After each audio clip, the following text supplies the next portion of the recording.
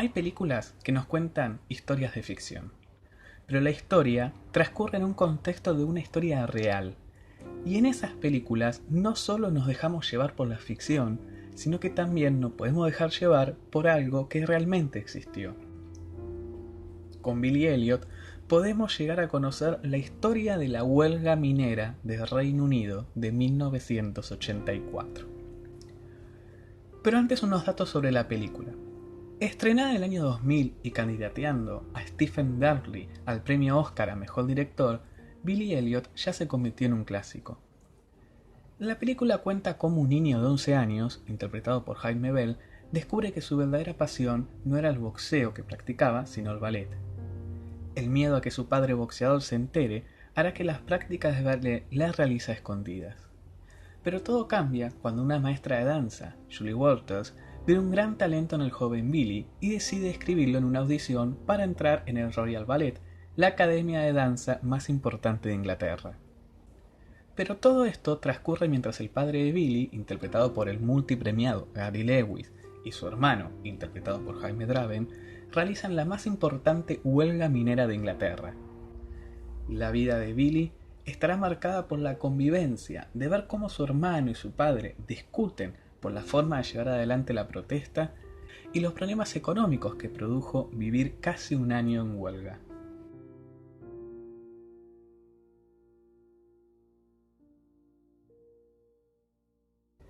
Históricamente, Inglaterra fue un país industrial. Justamente allí es donde comienza la revolución industrial, que cambiaría la forma de vivir del mundo entero, produciendo transformaciones sociales, tecnológicas, económicas y políticas. Las máquinas de vapor y el ferrocarril a vapor fueron los principales motores que hicieron andar a Inglaterra desde el principio del siglo XVIII hasta la mitad del siglo XX. La creación de polos industriales atrajeron a los habitantes de los campos a las ciudades. Para poder darles un lugar donde vivir, se crearon barrios obreros. Estos barrios, con sus casas de ladrillos, todos iguales y agrupadas a lo largo de estrechas calles, fueron construidos para que los obreros estén cerca de las fábricas.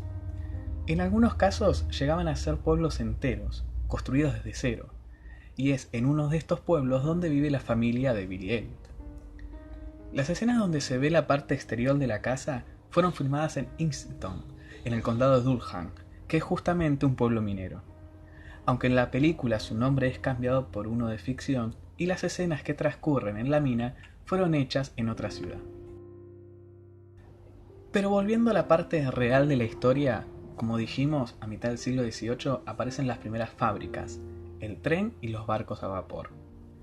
Para hacer andar esas máquinas se necesitaba carbón, mucho carbón, y el Reino Unido tenía mucho carbón debajo de sus tierras.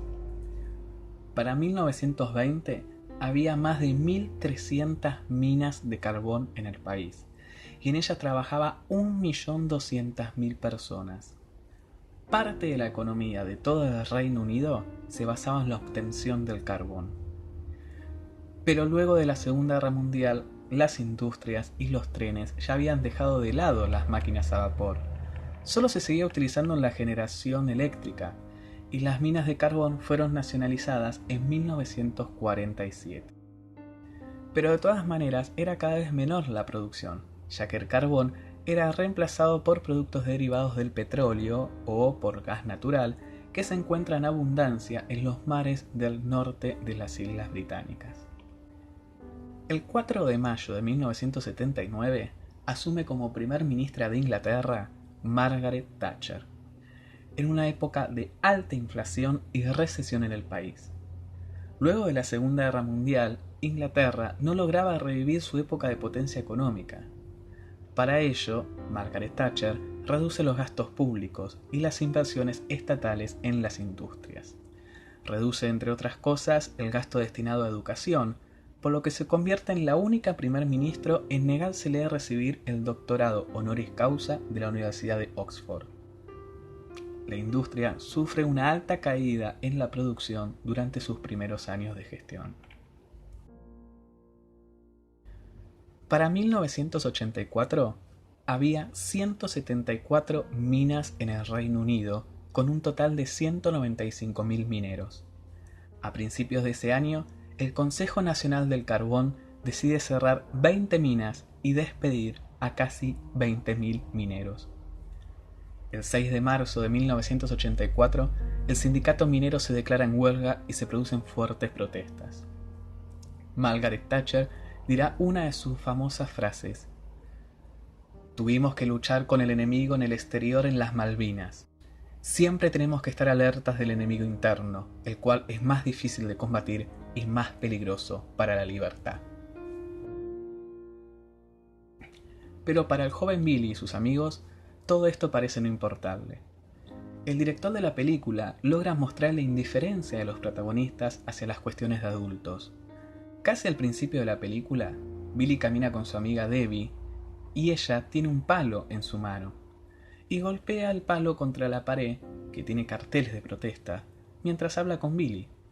Sin darse cuenta, empieza a golpear los escudos de los policías para después otra vez volver a golpear una pared sin darse cuenta de ello. Incluso, luego de despedirse, Billy cruza la calle y pasa un camión de policía. Aunque la realidad termina golpeando al protagonista, cuando en medio de una protesta violenta, los policías reconocen al líder del sindicato, que no es otro que el hermano de Billy. Este comienza a correr y se produce una persecución con la policía, y Billy ve desde su casa cómo el hermano es golpeado y arrestado. Se podría decir que es en ese momento donde Billy, siendo todavía un niño de 11 años, logra entender el mundo donde vive. Durante el tiempo que duró la huelga, muchos mineros deciden volver al trabajo cuando sus ahorros ya se acabaron. El padre de Billy decide romper con la huelga e ir al trabajo para de esa manera juntar dinero para pagar la audición de ballet. Desde la protesta en la entrada de la mina, el hermano de Billy ve cómo el padre ingresa a la mina y corre tras él para pedirle por favor que mantenga la protesta, mostrando un poco la realidad del momento, donde familias enteras que trabajaban en las minas se ven en esa pelea interna de si seguir o no con la protesta. Un padre resignado que necesitaba el dinero y un hijo militante que quiere mantener la protesta a toda costa. Cuando Billy logra entrar a Royal Ballet, la felicidad de su padre se derrumba cuando se entera que el sindicato cedió. La huelga terminó. Y mientras Billy viaja a Londres, su padre y su hermano suben al ascensor que con resignación los llevará a las profundidades de una mina que pronto cerrará.